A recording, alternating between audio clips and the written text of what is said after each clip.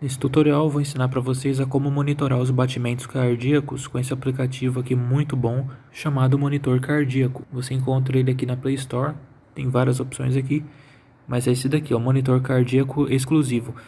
Para quem utiliza Samsung, é um dos melhores, tá bom? Foi o melhor que eu encontrei, o meu é um A30s, né?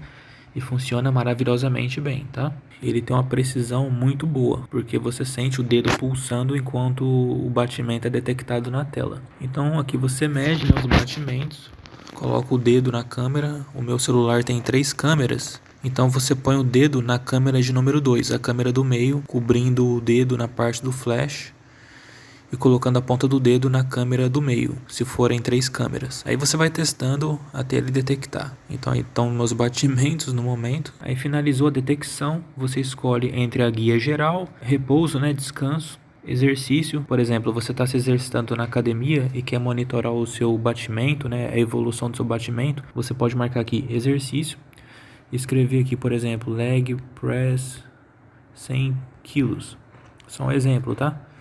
Aí toca em salvar. Eu vou colocar aqui geral mesmo, deitado, gravando vídeo. E toca em salvar. Aqui ele mostra o último registro, o meu condicionamento físico de modo geral, as medições anteriores. Eu meço aqui a frequência quando ela está alta, quando eu estou exercitando, pedalando, repousando. Então aqui ele informa no gráfico, né, o máximo que ele detectou no período, a média e o valor mínimo. Aqui você pode filtrar, né, exercício, exercitando. Então essa é minha frequência média quando eu estou na academia, descansando. Já chegou em 110 descansando, né? E o mínimo foi 66 nessa medição que eu fiz, tá? Eu tenho medições antigas que eu já apaguei, mas tenho salvas no Excel e tal. Então aqui ele exibe o gráfico, né? Bem legal. Aqui em histórico ele exibe o histórico de forma detalhada. Você pode tocar em cima de cada um e fazer uma edição, mudando para descanso, exercitando, pós-treino. Ele mostra o dia, né? A data, o ano, o mês, o dia da semana em inglês e a frequência.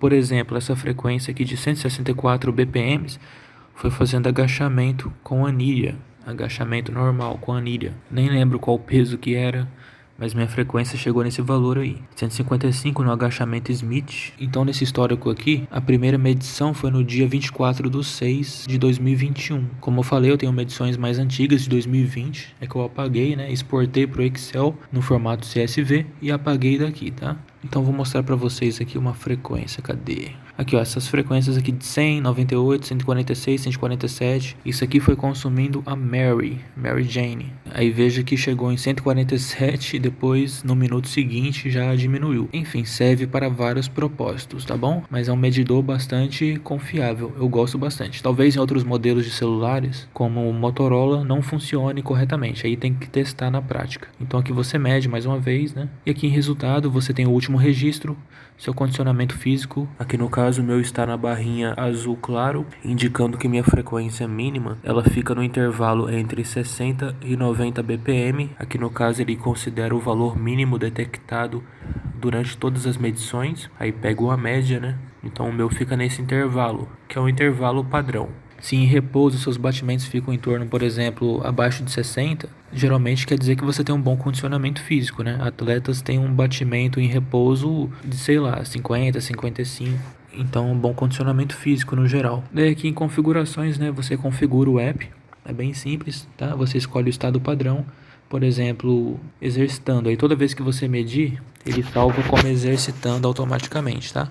Meus batimentos estão em 80 porque eu tô conversando, né? Embora eu estou deitado, então eu comi também um pouco. Então dá uma elevada de média. Isso aqui pra mim não é nada. Aí tá vendo? Ele já salva automaticamente no perfil exercitando, tá? Então para isso que serve esse estado padrão aqui. Registro máximo, no máximo 1 ano ele registra, né? No gráfico, no caso. Ou exibir no gráfico os últimos 7 dias somente, os últimos 30 dias, os últimos 100 dias. Ou mostrar mensalmente por semana, tá bom? Eu deixo no padrão mesmo. Pode habilitar o Pulse Wave, onde ele mostra esse gráfico ali embaixo, né? Com os batimentos, tá?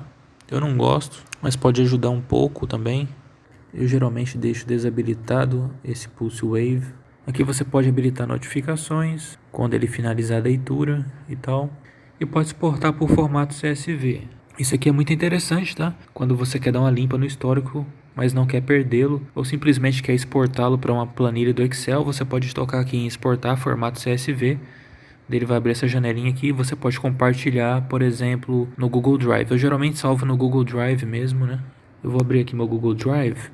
E aqui, ó, eu salvo em histórico monitor cardíaco. Ele salva na raiz, mas eu colo aqui dentro, tá? Então aqui eu tenho vários históricos, tá? Que eu já salvei. Eu vou abrir pelo navegador, porque eu tô sem o Planilhas instalado.